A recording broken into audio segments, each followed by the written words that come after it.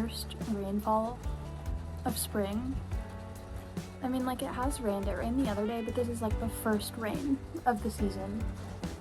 And I am loving it. Absolutely loving it.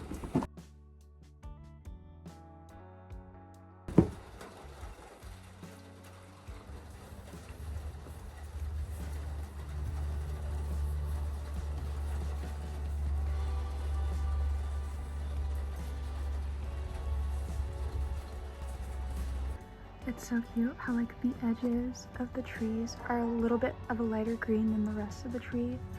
So it goes from like a dark green to like a nice sage green. It's so fucking beautiful.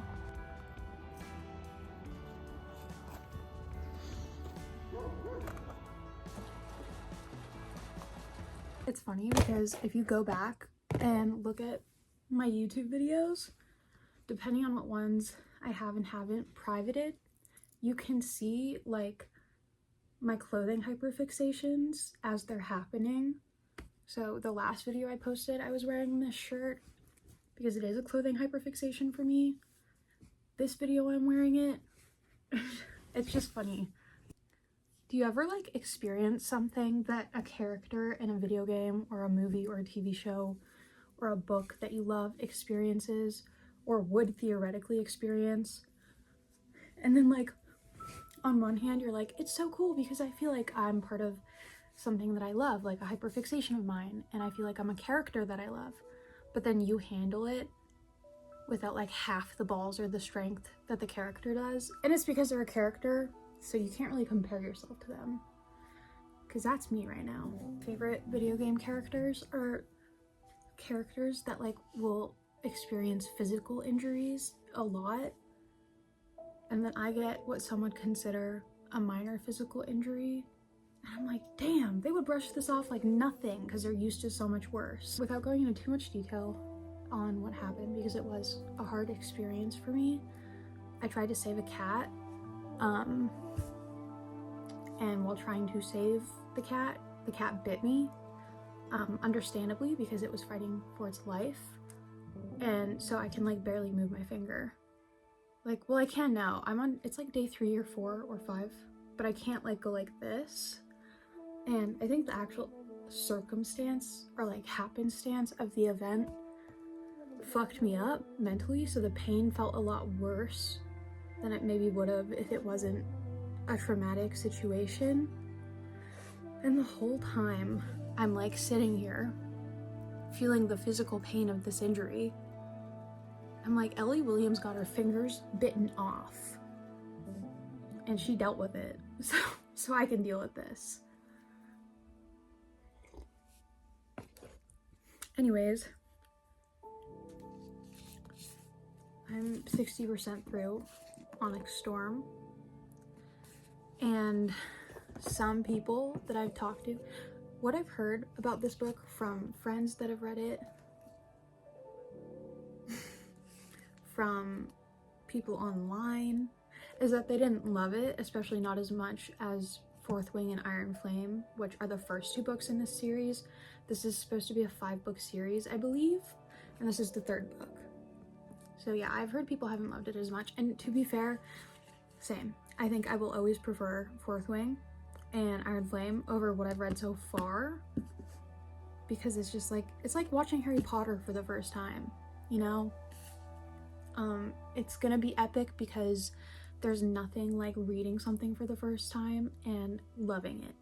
There's nothing like sitting down to watch something for the first time and absolutely loving it. And that's this book for me, so I think like Onyx Storm just won't always be able to compare to the first 2, because it's like the first 2.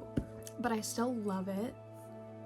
A lot of the predictions that I had in Iron Flame, none of them have been proven so far at the point in the book that I'm at, but there's a lot of theories. I don't want to say anything because I don't want to spoil it, especially because I have friends who want to read it who haven't gotten into it yet. Yeah, lots of fan theories I can see maybe coming into the light, but I like it.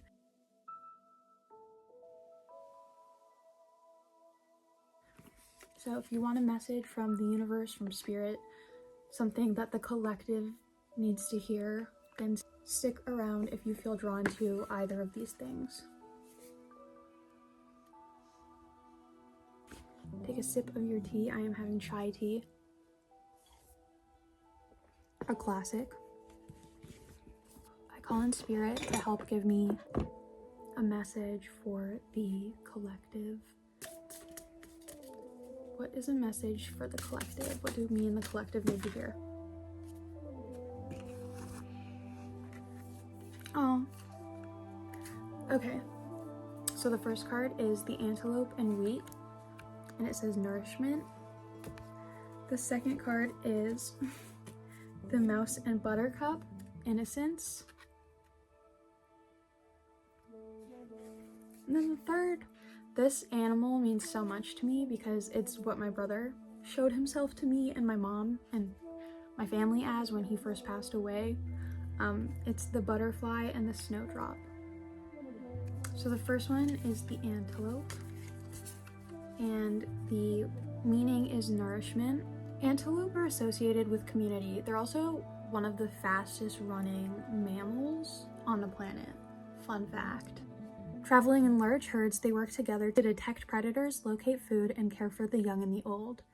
This way, the group supports the thriving of each individual. Likewise, golden sheaves of wheat are ancient symbols of prosperity. A relatively easy grain to grow, store, and convert to flour, and a staple crop around the world, wheat is closely associated with wealth and abundance.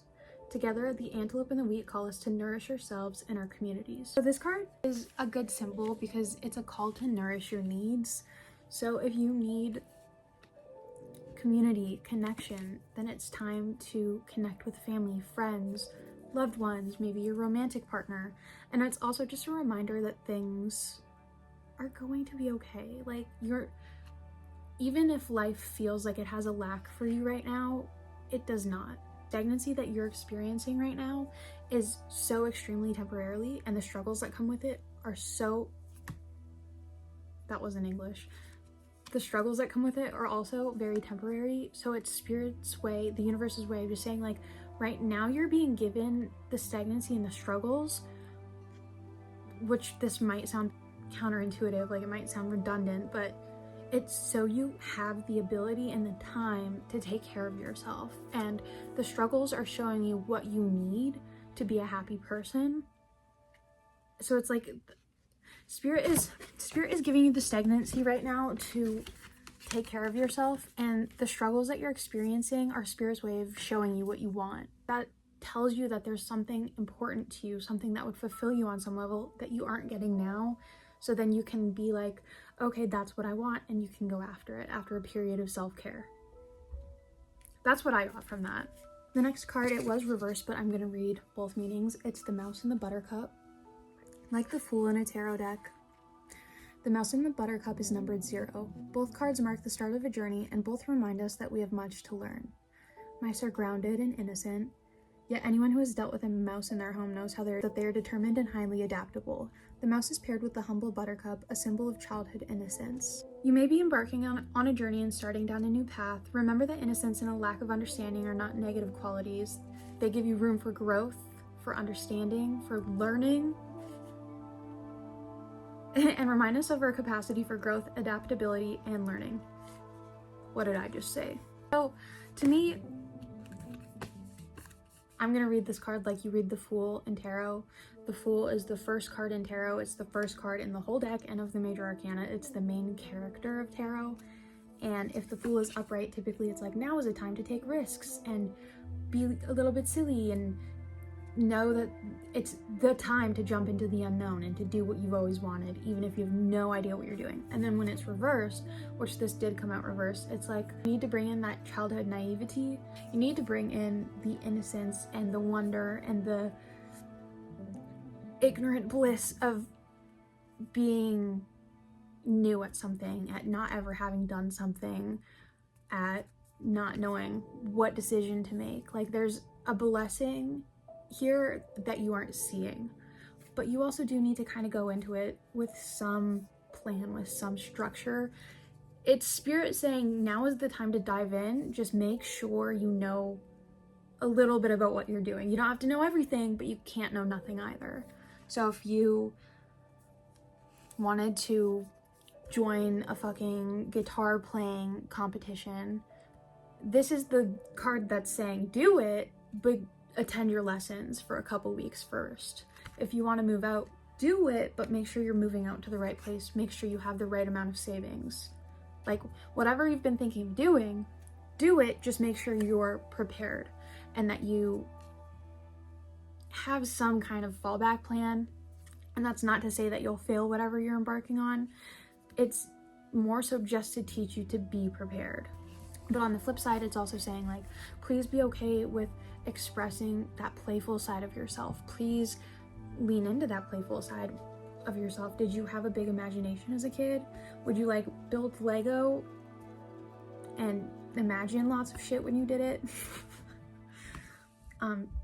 One thing I did as a kid that I engaged my imagination in is I would go like walking through my acreage, my forest, 15 acres of the forest, and I would pretend I was like Laura Croft, like surviving in the woods.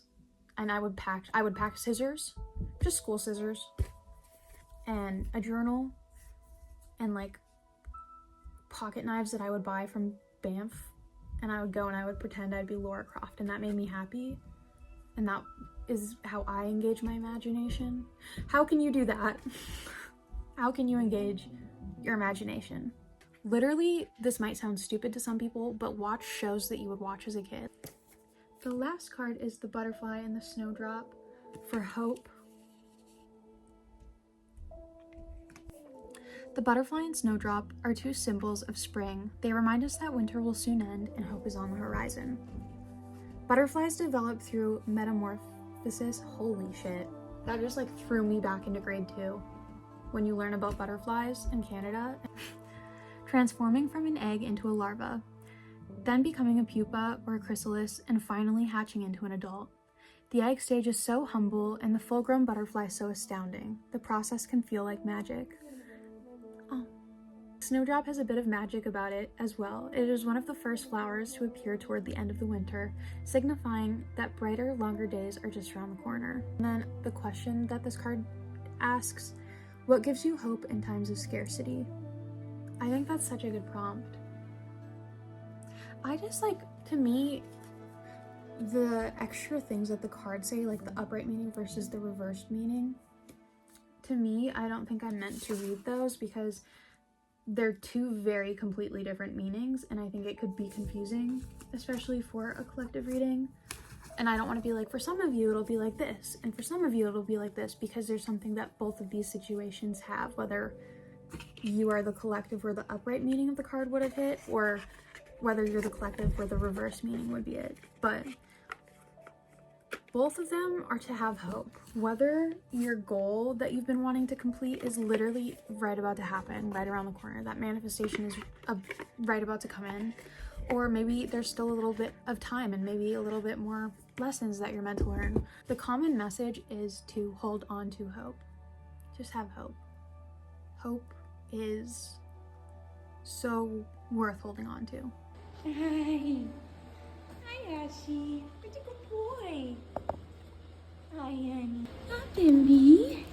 What a good boy. Oh, hi, mister. Ow. Hi. Oh, big stretch. Big stretch. What a good boy. Hi. My sweetheart. Oh, no. A big stretch.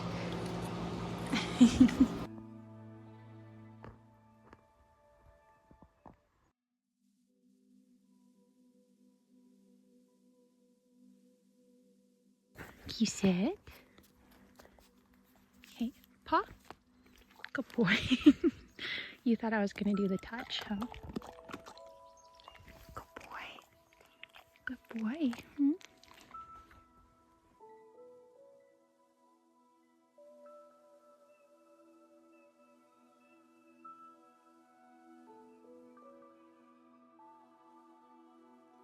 I love you. Mwah. Good boy. What are you doing? Oh my goodness. Oh my goodness. Look at the crazy eyes.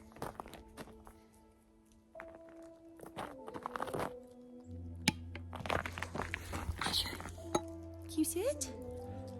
You sad? Look at the sun is out, honey.